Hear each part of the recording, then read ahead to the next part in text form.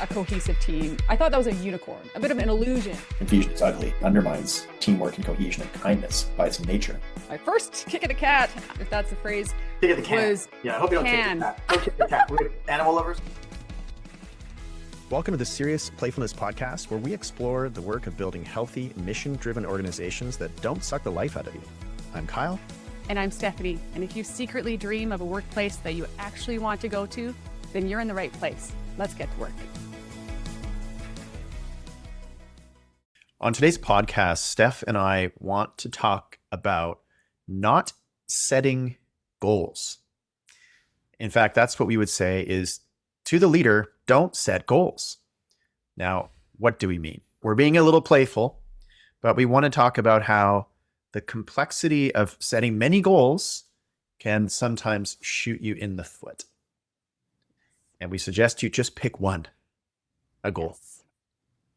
Steph, why don't you walk us through the kind of core thing here, please? Right.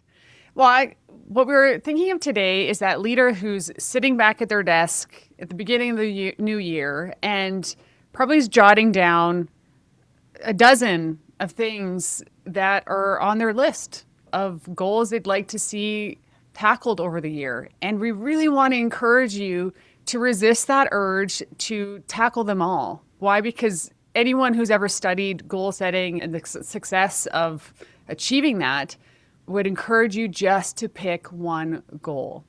And at this critical time of the year, that's our encouragement. And we want to explore that with you today and give you some pointers on how to lead your team towards a single goal and the importance of that, instead of, again, that temptation to tackle it all. So we want to walk with the leader in that today. Excellent. And I'm reminded of it's an interesting insight from the author Greg McKeown in his book, I think, Essentialism, where he talks about the word priorities and how that word itself, the actual meaning of the word, the etymology is it's a singular thing, and yet it's used pluralized. And he talks about how the word itself entered the English language in its singular form, priority, in I think the 15th century. And it was only ever singular in its usage until the 20th century, when, I don't know, maybe some psychologist or business management thinker or someone basically pluralized it. But the word inherently means one. And you have, for example, in a monastery, a Catholic monastery, you have in the hierarchy an abbot who's in charge, and then generally a prior who's the number two guy. And there's only one of them. So the actual word itself is indicative of there's great wisdom in having a simplicity and a smallness to what you're focusing on as a team. And of course, we have Valencioni model of the thematic goal theory, which is the one most important top thing. And when we often end up working with teams, sometimes they may have 3 or 4 or 5 top goals. And we encourage them that pick the one domino, the one thing that's going to move things ahead most significantly for you in the next few months. Yeah, exactly. And that might be hard to discern, but we emphasize how important it is, not only for the effectiveness of achieving the goal, but to rally around, for your team to buy in on and understand and be focused on one goal.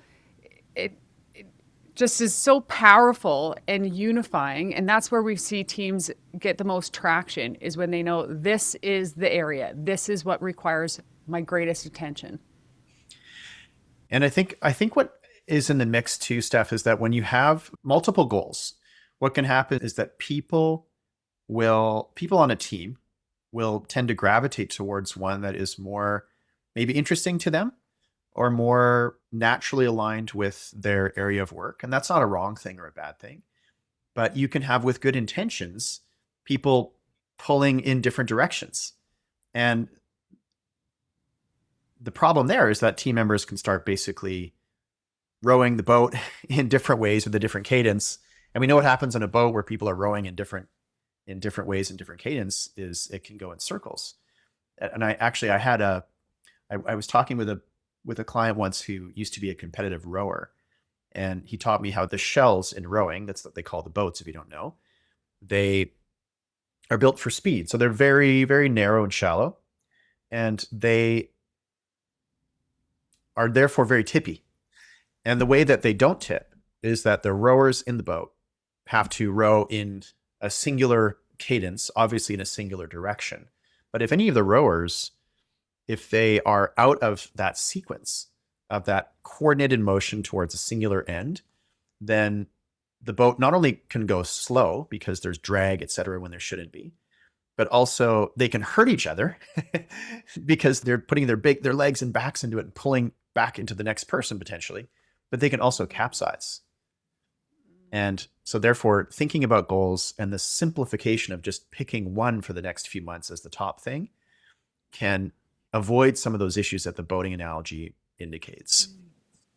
That's an interesting analogy. And this is not a sport I know, but I've watched a movie about it. So the movie, I think it's Boys in a Boat. It's about a rowing team. And so there's a coach, or I don't know the position, but he's at the front of the boat and he keeps rhythm.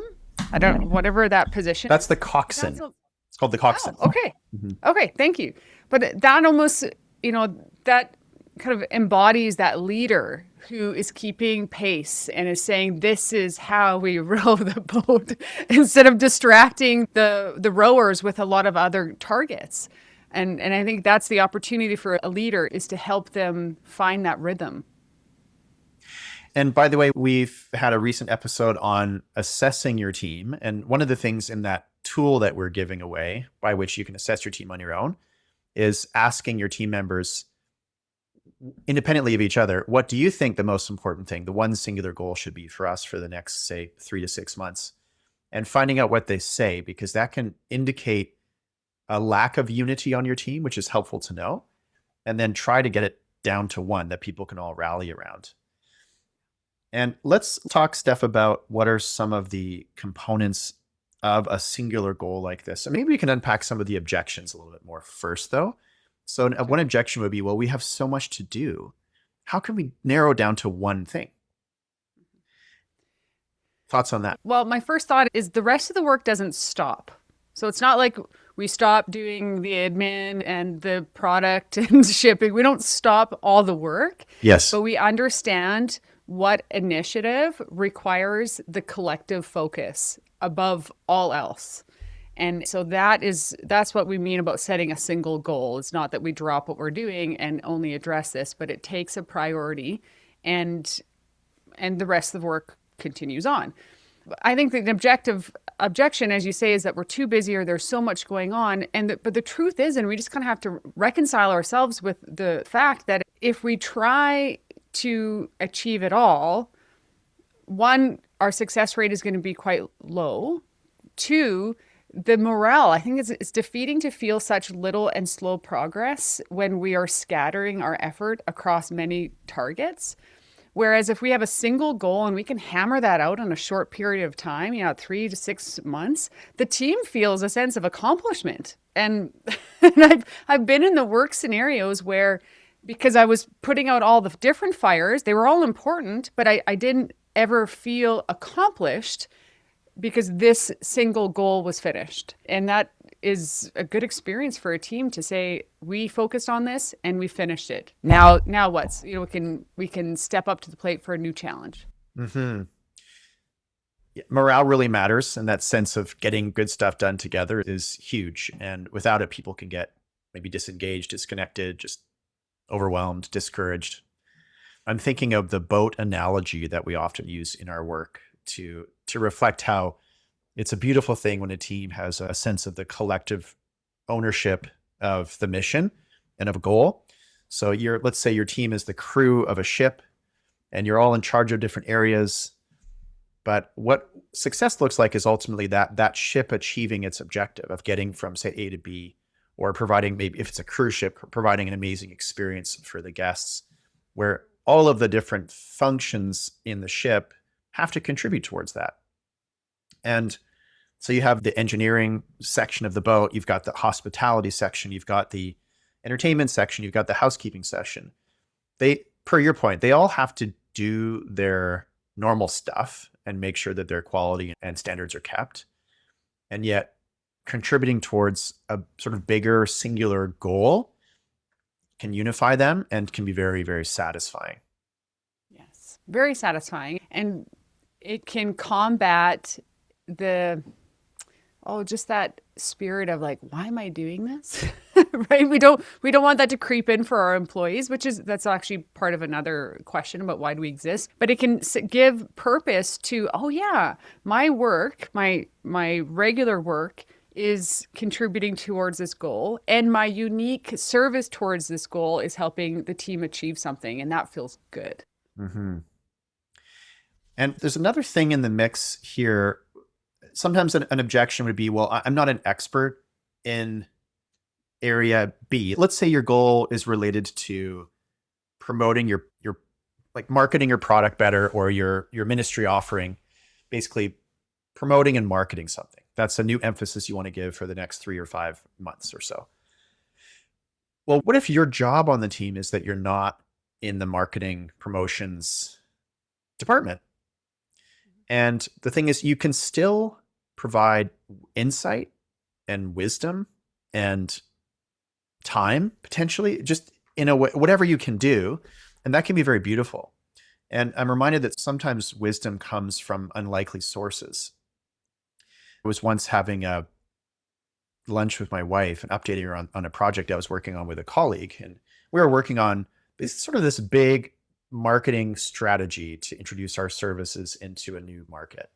And we'd spent a lot of time on this, and we were very excited about it. And I was updating my wife on where it was at just before we were about to introduce it. And she asked a couple of questions, sort of innocent questions about our thinking and our conclusions. And at first I was a little bit annoyed because they were challenging some of our assumptions. But then I let it sink in, and thankfully I eventually listened. And I realized, oh no, she has put her finger on some things that we totally missed. And she spends like 0 time per week thinking about healthy teamwork consulting, but she just had common sense from outside of our expert areas. So the singularity doesn't mean that people who aren't experts in that can't speak into it. And it's a beautiful thing when you do get wisdom from the whole team on something, because sometimes it's what you need, just kind of common sense perspective. Mm-hmm. And I think it's probable that if you're on a team and you agree that this is the most important thing right now, we need to, expand the market or get a functional website, whatever it is, like you probably know that has been needed because you're there, you're aware, you see it as a deficit on the team. So even the reward of knowing that this is the target, we're handling it, they're addressing it finally, and I will find whatever capacity I can to serve it because I know it is valuable.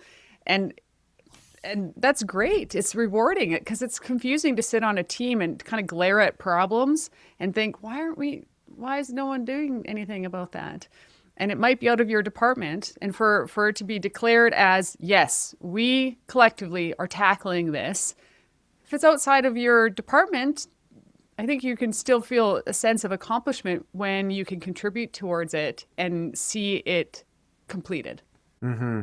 Yeah, it's beautiful. Let's talk about measurement. There's a lot of discourse around things like SMART goals and making sure things are measurable. And there's a ton of wisdom there from different sources. What are some key things that you've found with having goals be clear, the singular goal be really clear, so it's more likely to get done? What are your thoughts on that? Yeah, 2 things really stand out quickly. One is that we understand what success would look like and have that clear from the start. What does the success look like?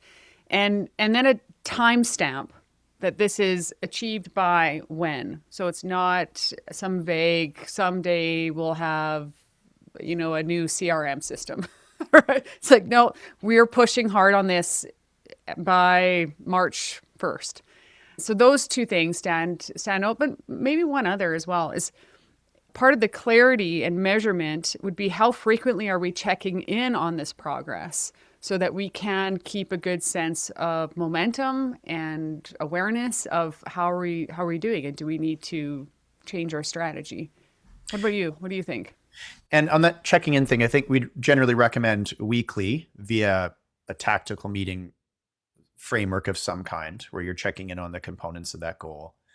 And, per the Lencioni model of the thematic goal, you would have components, you'd have the singular goal broken into its specific components with a measurement attached to those things so that it's very clear what you're doing. And then in your tactical meeting, you would be checking in on how are we doing? Are we behind? Do you need any help, any support from each other?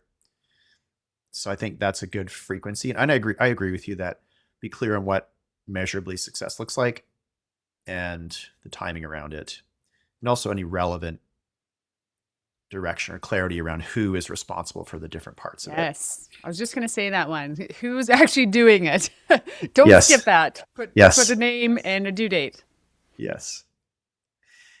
And I think another thing to reflect on is when let's back up. What about the approach of having no goals? Because some leaders might be on the kind of other end of the spectrum of not over goaling it, of having 6 things, but kind of none. Like, we'll just sort of see how things go. What do you think of that idea? Do you think that can work? Well, the risk, I suspect, in that approach is you're just drawn to whatever is urgent, not important, right? We know the quadrant of urgent, important, and Yes. And I think if it's just organic, the risk is the biggest fire gets our attention, or the squeaky wheel. Pick your analogy, but it lacks intention and strategy, and also probably lacks that unifying effort because it's up for grabs in the opinions of whoever's around. I think this is important. Well, I think this is important. So we're not working together. You'll just go put out a fire in your office. Yes. And I think it brings to mind also the adage, I don't know who it's from, but if you fail to plan, you plan to fail. Yeah. Which I think is the corollary of what you're describing, that we're kind of pulled in different directions and are only reacting to things. Well, that's probably good enough for now as we head out into a new year. And if you're thinking about goals, we encourage you to keep it simple, keep it with your team. In other words, talk with them about how you can have a singular unifying goal that is meaningful, that makes sense, that is measurable, that then can flow into your meetings method. And you're welcome to use our free do-it-yourself team assessment, by the way, which you can find through our website on how to have some related conversations around this with your team. And we wish you well in that singular collective effort. Thanks for listening.